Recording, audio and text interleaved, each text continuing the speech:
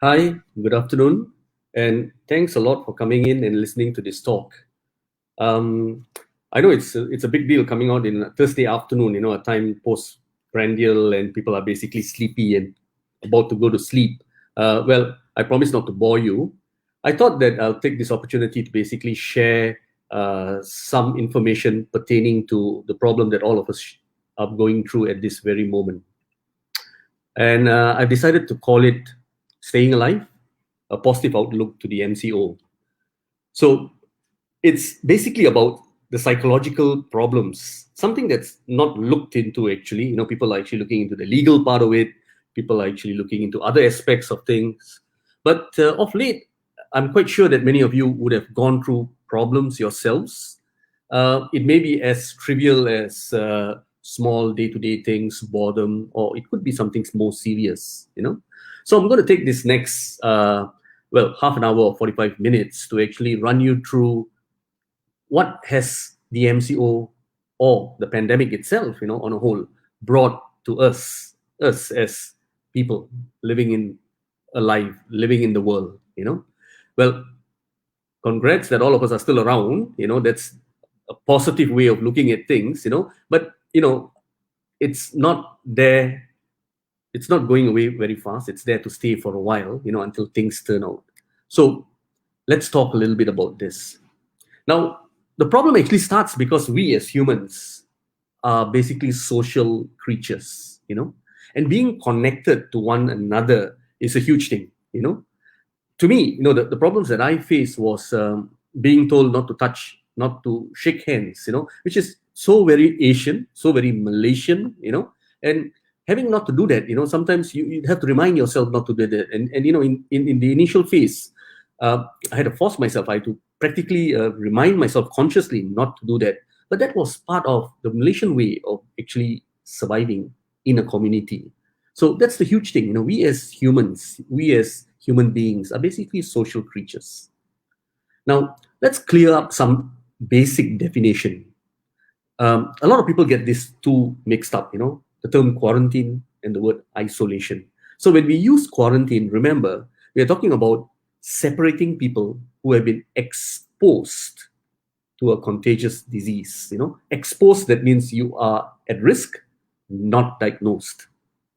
When we use the term isolation, that's separating people who have been diagnosed with a certain disease. So those of you at home, listening on to this and being put on a restriction, either the RMCO or the MCO, basically we are all under quarantine. So the big question would be, why and what has quarantine got to do with psychological problems? How is that so related, the brain and being quarantined? There are some impacts of quarantine. The longer you are quarantined, the more impact psychologically it is. And then comes in the other fears that people have, the fear of being infected, being in a place, not being able to go and work and do the things you want to do, brings in a lot of frustration and boredom. And obviously, when you don't get to hear things you want to hear, one day you're getting one message and another day you're getting a different message, people get confused, and that's inadequate information. I think the big thing here is, there's a lot of stigma around it. Nowadays, you can't cough in a supermarket without people staring at you. And of course, the huge thing that's always hit us and hit the country bad, all over the world, is the financial loss. So I'm going to talk a little bit about this and try to tie in that connection between psychological impact and the brain. Social isolation. Now, loneliness is defined as people's level of satisfaction towards how connected they are with others. So it's one's own perceived isolation. But why is isolation so closely linked to depression, anxiety, and even cognitive? Cognitive means the way your mind works. It brings in a magic word, which is resilience. All of us have resilient factors. And that's the reason why we are plowing through this entire pandemic, the problems that's thrown to us. And resilience touches on many things: self-worth, a sense of purpose, and feeling valued. Like for many people, those resilient factors come in when they go out to work. And when you can't go out to work and earn a living, all these factors break down. And that's the starting point of a mental health problem. Let's talk evidences. Okay, let's talk evidences. So these are not things that I've just conjured up in the past 5 minutes. Okay, so I have evidences down there. Do you know that being socially isolated is as harmful as smoking 15 cigarettes a day, or even twice as harmful to the mental health compared to obesity? Being isolated socially or loneliness brings in about 30% higher risk of stroke and also developing a heart disease. Never thought of that, did you? Social isolation also increases the risk of premature death, which is the same for wherever you are, whichever race you come from. And what came as a surprise to me when I actually did this research was that just being socially cut off from people increased your rate of getting dementia, by 40%. So there was a very close link that was clearly evidenced by facts, by publications, and most of these have all been published in good journals. So there's this close link between psychological illness and the mental health, or things which are developing in the brain. So the big question is how? Why? Now, this may be a bit confusing, but let me make it as simple as possible. We are trying to link social isolation and health. Health per se, and specifically mental health secondary to this. Research has actually shown and proven with adequate evidence, people who are isolated have different blood titers compared to people who are out there in a community. It affects your cells, especially your white cells. When we look at blood, we've got the red cells and we've got the white cells. And normally, generally, I think you may know that the white cells are very closely connected to defense mechanisms, whether one is being exposed to germs and, what kind of defenses you get. So it's all linked to that. And you find that people who are socially isolated have got a reduced level of white cells. What it says is, it makes that person more prone to infections or inflammation. And it reduces its antiviral responses. That means, in short, you're left defenseless. So your defense mechanism goes down, and there's a lot of inflammation that takes place in your body. And we know for sure inflammation is the first step of a mental health problem. So one leads to another.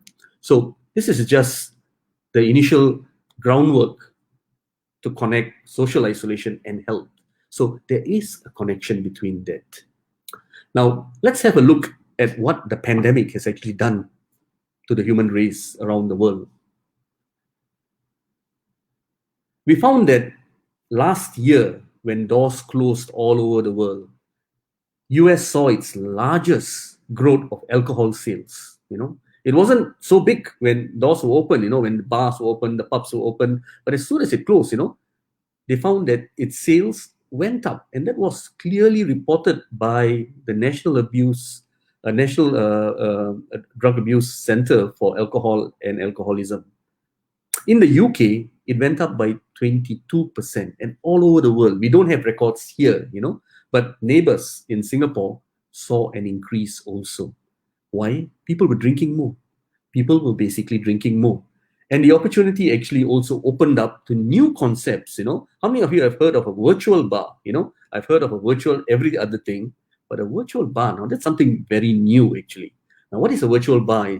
A virtual bar is basically, you get online, something like this, and what you see on your screen is a bar atmosphere. It's a trend which sort of introduced, like, I pay first, then I drink later concept. So I pay first, and then the drinks get couriered to me by most probably Food Panda or by something else, so I can drink at home. And people started drinking a lot, So social isolation became a risk for addiction all over the world. And we're not just talking about alcohol, we're talking about throughout the addiction varieties, Why? One is people started using alcohol and other drugs as a coping mechanism to numb their emotions. So this is a challenging time, and you find that people are at home, many people without work, many people just can't get back into a job or can't earn as they used to. And there were a lot of emotions going up high. So alcohol and other drugs basically worked as a good coping mechanism.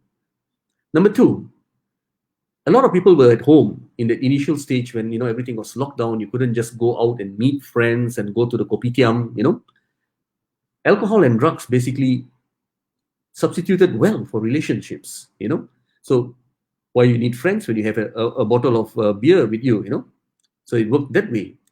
But a lot of people actually used it to deal with stress and to overcome that low self-efficacy that they actually had. And that was a big thing, that was a huge thing. You find that in addiction, one of my fields that I deal with, other than being a psychiatrist, and looking into mental health, my subspecialty would be drug and alcohol. And what we teach people is, we teach people how to build relationship, so build resources outside, not on the alcohol, but on other things. So a lot of people in addiction, in recovery, were actually going for meetings, Narcotic Anonymous meetings, AA meetings, meeting friends, doing activities, getting themselves distracted. Now, when everything closed down, and closed down suddenly, that is, they had nothing to do. So they lost their resources. They just didn't know how to cope with things.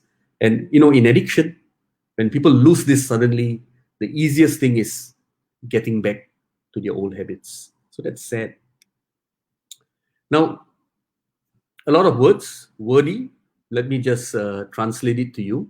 Now, in rat studies, in rats, what they did was, when they caught a rat which was isolated, and when they introduced that rat to a drug, here in this experiment, they basically introduced it to cocaine and amphetamines. What they found was, rats which are in isolation, when they learn an addiction in isolation, it becomes resistant, and they are thoroughly vulnerable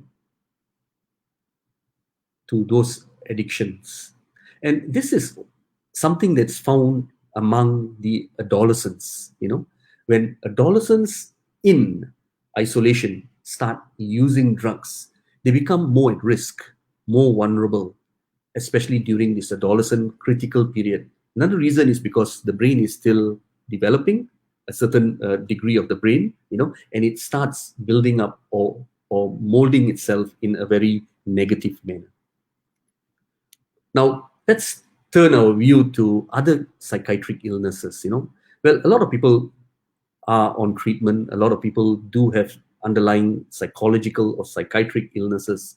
How did the pandemic actually affect? A huge study published in April last year looked into exactly this group of people. And what they found was people who were already ill, but who were in remission, who were well, started having relapses. A lot of people fell ill, started having anxiety, started having depression. And when they scored them, they found that their rates of depression and anxiety were extremely high because of that isolation. Reasons for that? Reasons for that was, a lot of these people lost coping mechanisms. Now, that's another word that we are learning today, I suppose. The first word was resilience, or resilient factors. Coping mechanisms. We are humans. And I trust you, when you look within yourself, you have your own coping skills, For example, when I get stressed, well, I'd like to go watch a movie, go to the theaters, catch a nice movie. And when I come back, I'm totally relaxed, ready for the next day of stress. That's a coping mechanism. But when theaters closed, I had to change my coping mechanism. And that's what happened to most of us. We had different coping mechanisms. Those who were thoroughly affected were the elderly, because most of their coping mechanisms were outside. Like the aunties and uncles would go in the morning for a Tai Chi session, and then in the afternoon after that, go to the kopitiam and sit with friends. At night, maybe go to the association and do some singing song, karaoke. When COVID came in, when the pandemic came in, all that closed, and it was too fast. By the time the minister said close, and when it closed, it was just a couple of days. How could people build or re-establish coping mechanisms in such a short time? So that was the reason why many people fell ill. Not just people who were already diagnosed, but people with new diagnosis. So they lost self-reliance, people lost their job, people lost structure in life. Let me talk a bit on structure in life. When I say structure in life is, all of us have got a structure. We've got a certain number of things that we do on a consecutive day, like waking up in the morning, maybe going for a run, a walk, going to work, coming back, all those things. Now, everything fell flat and people lost track of time. People were sleeping too much, people were eating too much, people stopped doing what they could actually do, like walking. You could always do it at home, and that built up stress. So all these things coupled together brought about an increased level of psychiatric illness. Sitting in Johor, in Colombia, Asia, I saw, and I can clearly say, an increased number of new walk-in cases, and also a number of my clients who relapsed. I had a gentleman who had an alcohol problem, and he overcame it. And one of the methods he overcame it was he sort of got himself busy and occupied by being employed. And he was working in Singapore. When everything closed down, he was forced to come over, couldn't get back. So he was sitting at home, didn't know what to do, lost his job, lost his earning, and did not know how to occupy his time. He relapsed. He relapsed because there was a breakdown in self-resilience. So a lot of people relapse during this time because people were never ready for this. To be very honest, even the mental health professionals were never ready for such a thing. Very closely related to depression and mental health is suicide. And suicide has actually gone up, has increased since the pandemic came in. Many a times to frustration, to mental health problems, but a very close link to unemployment. Now, I put down this figure here that suicide during this time was 9-fold higher compared to the past economic crisis. So people actually took their lives more often, more seriously nowadays.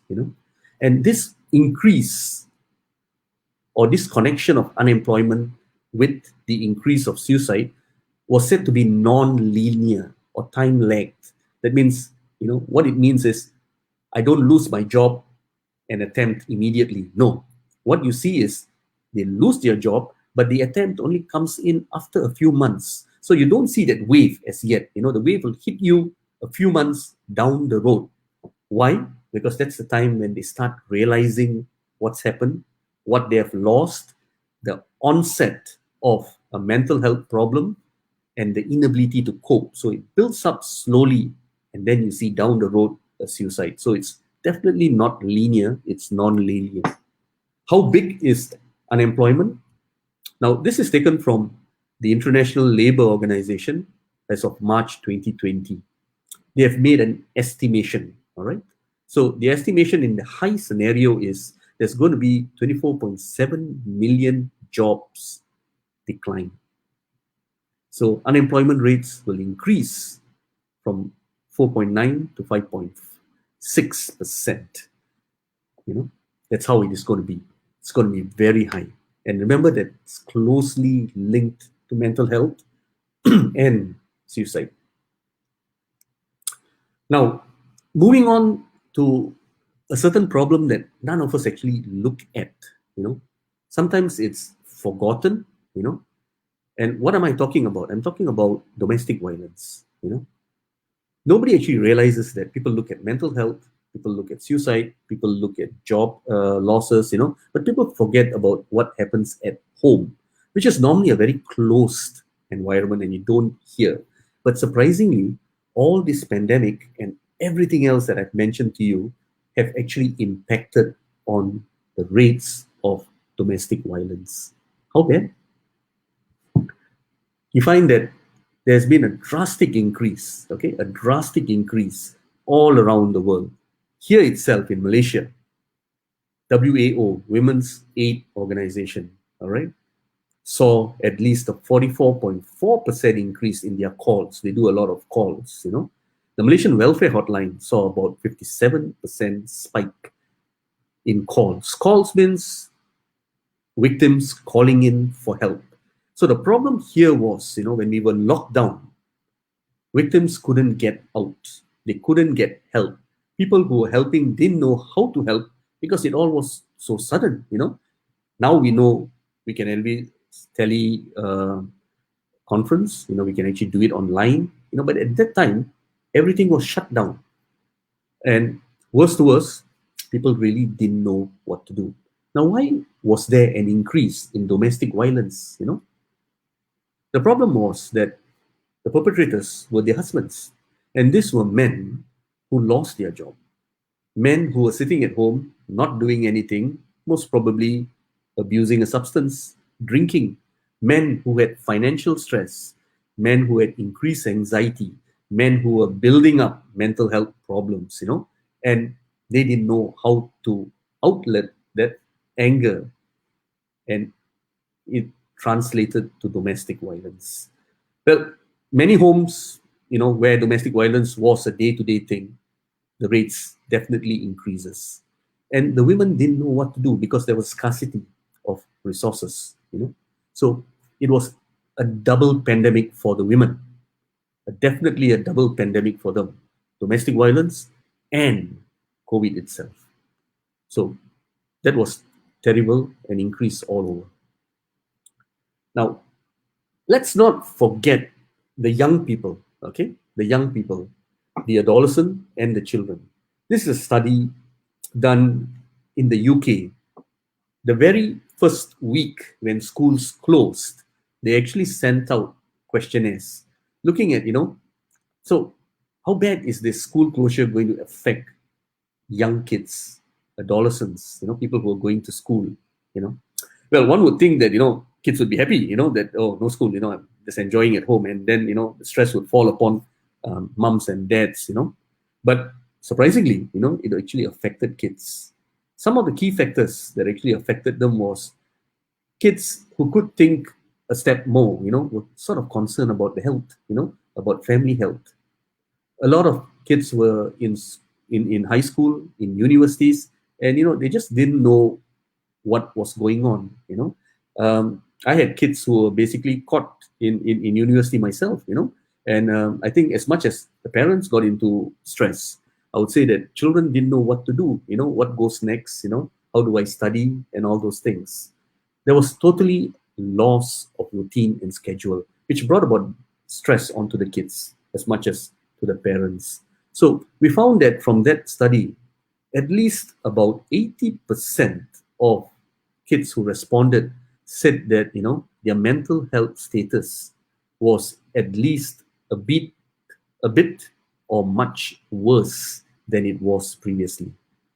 A lot of kids most probably lost that social connectivity. You know, kids go to school to be connected to with other kids, and that was lost. Staying at home, using the phone, using your WhatsApp, it cannot be compared to seeing people face to face. It translated to psychological problems. Okay, it definitely translated to psychological problems. And what we found was kids at a younger group, you know, those who were less than 7 years, basically showed a lot of behavioral problems like irritability, clinging habits. Those who were a bit more senior, both were a bit more senior, maybe above 7 to 18 years, showed a lot of inattention, a lot of mood symptoms, a lot of sleep problems, which is the first step to psychological problems, psychological problems. Interestingly enough, when you actually talk to kids, and I'm sure many of you out there have kids, when schools turned online, there was something new. Many schools never did that, and parents, especially in the younger age groups, parents had to sit there with kids. It was more like a parent having a class rather than a kid. But have you ever actually asked your kids, how online classes are? See, I teach myself, so I'm a teacher. I teach in a university, and I was amazed when I actually sat down and asked my kids. Though the kids that I teach are in their 20s, in their early 20s, how they felt about it. And the answers I got were strange. Answers which I never thought of. I would have thought, being a clinical doctor, I would say, yeah, long time, long hours in front of a screen. Eventually you get tired, you get fatigued, your eyes get tired. But children told different things. One boy actually told me, I felt insecure. Why? I felt insecure because I didn't know who was looking into my private space. Now this is my private space around here. This is my private space, and I don't know who's looking into it. So many a times I switch my cameras off, and when teachers insist that the video has to be on, I really felt insecure. So people didn't like it, and there were many other reasons behind that. So a lot of people felt insecure. A lot of people really didn't like this online classes. I can't generalize it. Some kids love those online classes, because they just don't like to be in a group. It sort of relieved or alleviated some of their tensions and fears, when they were behind a screen in their own comfort of their room, but not generally. Let's not leave out our elderly population, all right? Now, aging is a huge thing, and all of us have to adjust when we age. To complicate matters, now we have this COVID things again. And as I mentioned before, what happened in the elderly is a lot of fears crept in. Why the fears? Because the elderly are most probably not out there, not speaking, not looking, not reading much as they should, and they don't get enough information. So that fear always comes in of getting an infection, the fear of being infected. I had a gentleman who actually came to see me during the COVID period with permission. He was an elderly gentleman in his 60s, late 60s, and a very healthy gentleman. I would say that, the things he did, well, nowhere close to what I'm doing, sorry, the other way around. What he did was definitely more than what I was doing.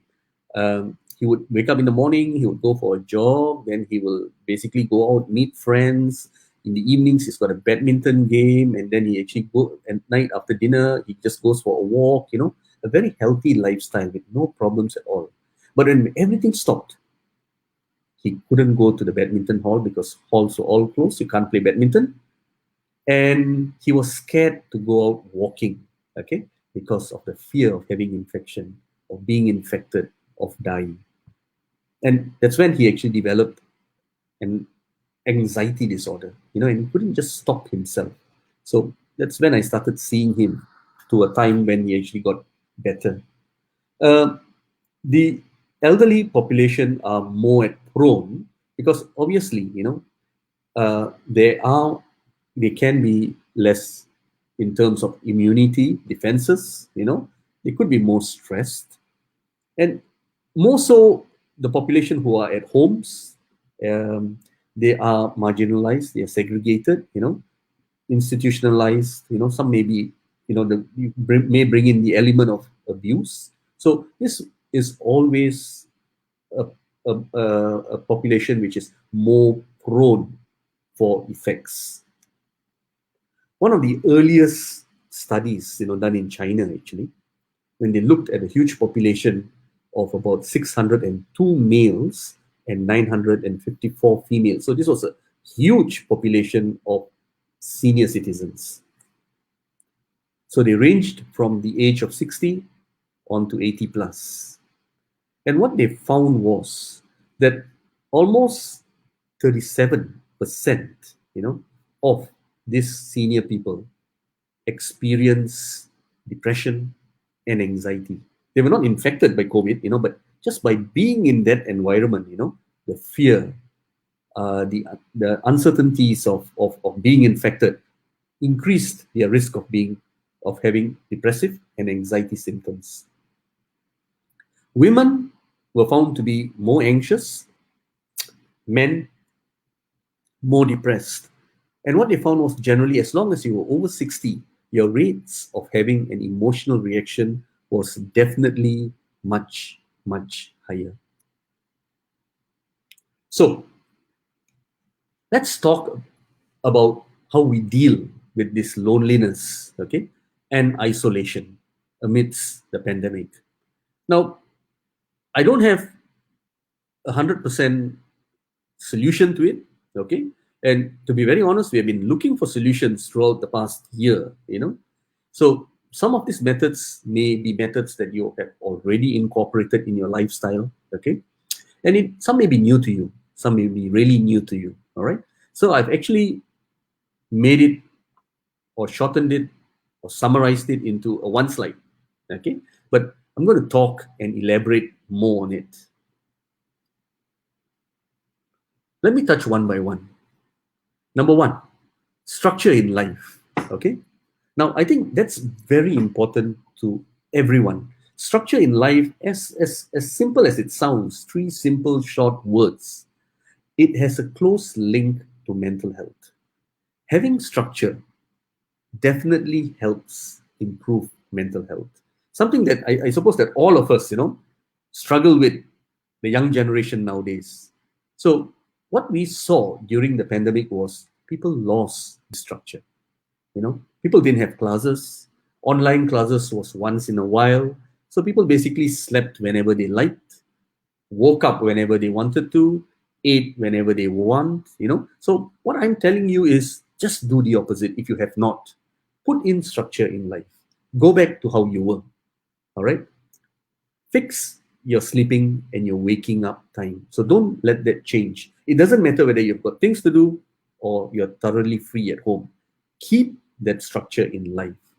And in between those times, do things that you used to do. Try to modify them. Like, for example, if you used to walk around your house or your neighborhood, and let's say if you are in a neighborhood where you can't, things have sort of loosened down, nowadays. But if you feel that you fear, then do it within the house compound. Do it within your house. And that's really doable nowadays. That's really doable. You can actually do that. If you are a person who talks to friends or goes out, sits in a kopitiam, well, you still can't do that on a big scale now, but talk, lift up your phone and start talking to people, So don't stop that part of it. I've added on a few apps around these points, and these are apps that you can actually get on your phone. Now, the good part is the internet is there for us to use. And I believe that all these apps and whatever apps, mental health apps that you have actually increased during the past year. So you have everything for most anything, Stress. Eventually, sitting down at home or not being able to do what you can do or what you normally do will bring in some amount of stress. So acknowledge the stress. You've got to acknowledge the stress. Some people keep something called as a stress diary. Okay. Now, under the app Mind Tools, when you actually go into the app, you find that there are lots of interesting things that you can actually use. Some things to monitor, some things to keep in touch with. Like this example here is a stress diary. It basically gives you a small rendition of how your stress levels are and what you can do about it. So it's not about having stress. Everyone has stress, It's about identifying it, acknowledging it, and doing something about it. So very important. When you identify, and if you identify early signs of anything, we're not talking about yourself, we're also talking about relatives, family members, and if you see that a loved one is suddenly quiet, not speaking, not talking, reach out to them, get them professional help. So very important, okay? So very important, rather than just denying it and keeping them at home. As I said before, communicate. You should always communicate. Now, you don't have to go out, you don't have to go to a person's house to communicate. We are all communicating now. You can do it simply over your phone. A handphone is more than enough. Humans, as humans, we need to talk. I can't I can't imagine myself not communicating actually, staying quiet or being locked in the room for more than a day. It's quite impossible. And eventually you'll start harboring negative thoughts. The mind works by itself. So if you don't communicate, means you're not distracting yourself. And when you don't distract, there's an English saying which goes by, an idle mind is the devil's workshop. So you leave your mind non-distracted, the mind starts working. And the first thing that comes in are negative thoughts. And that starts building in slowly. Coping mechanisms, all right? Try to look at some coping mechanisms. How can you overcome things? Like, for example, if you're stressed, can you build coping mechanisms that you can readily do at home?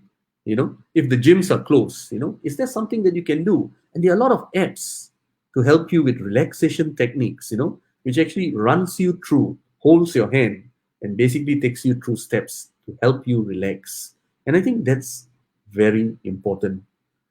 I'm sure many of the coping skills that you have around you, most probably cannot be used at this point in time. Like, many people go hiking, many people go karaokeing, and a lot of things that you can't do now. So don't stop and fret. Do things at home. If you can't go to the karaoke center, bring the karaoke center to your home. Something like that. Don't forget, eat, sleep, play. That's structure partially. Never forget that. Eat healthily, okay? And there are good apps that actually helps you with workout, meal planning, calories input. Make sure you have adequate sleep. Too much sleep, not good. Less sleep, as bad as too much sleep. So we are talking on the whole, maintain positive mental health. Remember that you can only focus what's under your control. You can sit down there and think, oh my God, I hope this stops. I hope the pandemic goes away. I hope the virus dies off. I hope I get my immunization jab tomorrow. It's not under your control. It's really not under your control. So you're just going to waste time thinking about what's not under your control. Focus on what's under your control. Eventually, things will change. Things will get better, but that's a time that's not in our control. So change things that you can. All right. Let things go, things that you can't control. So having said that, I'm going to summarize. Okay. Very important. If you're going to keep away from sequences or mental health problems from the quarantine, stress points, practice positive mental health. Don't forget, identify and cope with stress in a healthy way. Build that structure in life. Bring in the resilience. Bring in the coping mechanism. Make sure you are there in the know. And most importantly, improve your communication. Keep that human touch going. Reduce that boredom. So I'd most probably stop here. Thank you. Okay. And I'm going to leave this. So any of you who basically have questions, if you don't get to ask today, or you want to ask, please send it to us and we will get you answers and information. If you want this set of slides for your input or for your info, please write in to us and we'll send it to you. I've actually added in some resources that you can get. Many of it, though, are overseas resources, in the box, the yellow box, are hotlines. It's actually an exhaustive list of hotlines. So I've just put some things which you can always get. Befrienders are all over Malaysia, okay? MOH has also put in a role in collaboration with Mercy, all right? And we also have got from the Family and Social Welfare Ministry. And these are all hotlines that you can basically call on a 24-hour basis in case you've got problems. They will help guide you to solve your problems. So with that, I'm going to stop this sharing and maybe open up for some questions.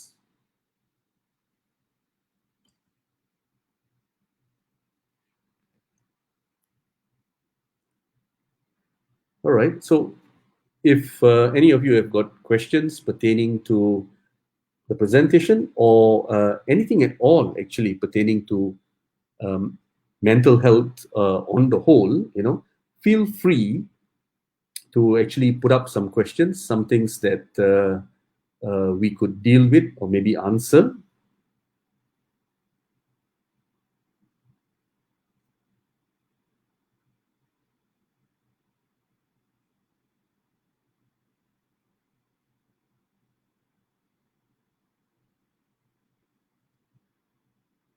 Right.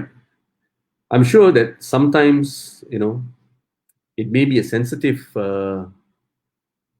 topic, and obviously, if I'm sitting down there and listening, I wouldn't want to ask sensitive questions.